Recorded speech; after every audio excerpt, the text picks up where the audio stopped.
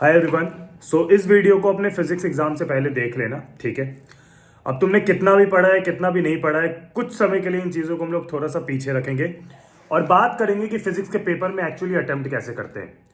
When I was in my class 12 उस समय ऐसा हुआ था कि मेरी नॉलेज उस लेवल की नहीं थी जैसी उन बच्चों की हो जो हमेशा से पढ़ते आ रहे हैं। और मैं बस इतना ही बोलना चाहूंगा कि वो बच्चे जो हमेशा से पढ़ते आ रहे थे और मैं जो कि लास्ट के टाइम पे पढ़ा था, kind of same he number आया। तो कुछ ऐसी ट्रिक्स है जो कि मैंने अपने एग्जाम में यूज करी थी। इवन इफ यू नो कम आता है तुम्हें, कम कॉन्फिडेंस आ रहा है, फिर भी इन चीजों का ध्यान रखना अपने एग्जाम को देते वक्त। फिजिक्स के एग्जाम में एक चीज जो सबसे ज्यादा खास है और सबसे ज्यादा इंपॉर्टेंट है वो ये है कि आप लोग जब एग्जाम को अटेम्प्ट कर रहे हो तो उस समय ये याद रखना कि जो भी थ्योरेटिकल अप्रोच या थ्योरेटिकल एस्पेक्ट उस क्वेश्चन का है, ठीक है, जितना भी थ्योरी आप उस क्वेश्चन के रिलेटेड जानते हो, अपनी सारी नॉलेज को उस पेपर में लिखने की कोशिश करना। कुछ टीचर बताते हैं कि आप अगर पेपर को बस अटेम्प्ट कर रहे हो, अगर आपको क्वेश्चन नहीं आ रहा है और आप उसको अटेम्प्ट कर रहे हो तो उसमें आप इररिलेटेबल चीजें ना लिखो। बट मैं आपको बता रहा हूं जेन्युइनली, अगर आप उसमें जो भी उस चैप्टर से रिलेटेड या बेसिकली जो भी उस क्वेश्चन में एक आध टर्म्स जो आपको समझ आ रहे हैं उसको भी अगर घुमा फिरा के अच्छी स्टोरी टेलिंग में अगर आप वहां पर लिख के आते हो तो जीरो से अच्छा भाई मुझे 1-2 मार्क्स मिल जाए वो भी बहुत होता है। तो ये चीज याद रखो कि जीरो हमें नहीं लाना है। जीरो हमें नहीं लाने के लिए क्या करना है? कुछ भी नहीं, बस अटेम्प्ट करना है। याद रखना कि क्वेश्चन पेपर में जितने भी क्वेश्चन हो, एक भी ऐसा क्वेश्चन नहीं होना चाहिए जो तुमने अटेम्प्ट नहीं किया हो। You have to attempt each and every question, और ये चीज अपने दिमाग में डाल लो, ठीक है। सबसे पहले ये करना कि वो क्वेश्चन जो तुम्हें आ रहे हैं उनको पेपर में लाइन से बना लेना।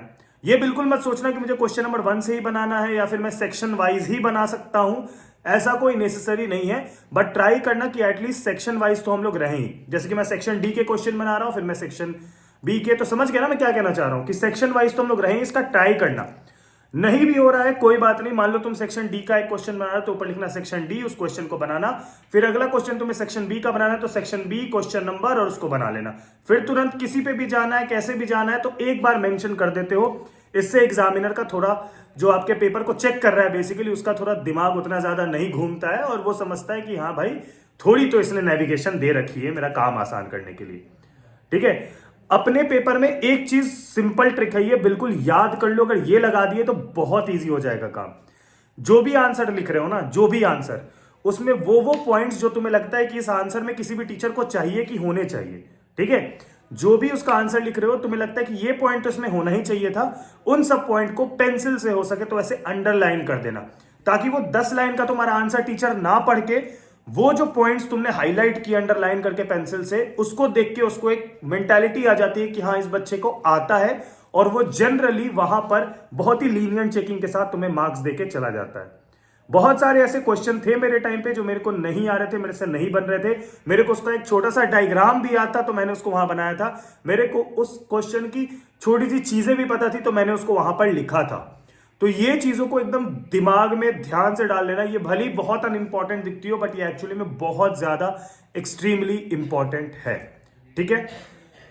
अगर तुम्हें लगता है कि तुम एडिशनल कुछ और रात भर में पढ़ना चाहते हो तो it's up to you, but मैं कहूंगा कि ट्राई करो कि जितना पढ़ा है उसको रिवाइज कर लो, एग्जाम से पहले एक बार देख लो एटलीस्ट कि क्या पढ़ा है। थोड़ा वो जो इंपॉर्टेंट टर्म्स थे उसको एक बार चेकआउट कर लो कि वो चीजें क्या थी, वो टर्म्स क्या थे, and that's all you need at this moment. मेरे तरफ से तुम सभी को ऑल द बेस्ट। अपना बेस्ट करके आना पेपर में, ज्यादा डरने की जरूरत नहीं है। मैथ्स की स्ट्रेटजी में ला दूंगा, अगर नहीं भी पढ़ा है तो पास से अच्छा ही नंबर दिलवा दूंगा, तो तुम 50-60 तो ठीक है। तो बिना टेंशन फ्री होके जाना है, सब कुछ भैया तैयार रखेंगे, कल आ जाना, मिलते हैं कल। लेकिन अच्छे से पेपर को देना, कोशिश करना अच्छे खासे पेजेस भर के आना एटलीस्ट, ठीक है। तब तक के लिए अपना ख्याल रखना। Bye bye, take and peace, जय हिंद, वंदे मातरम।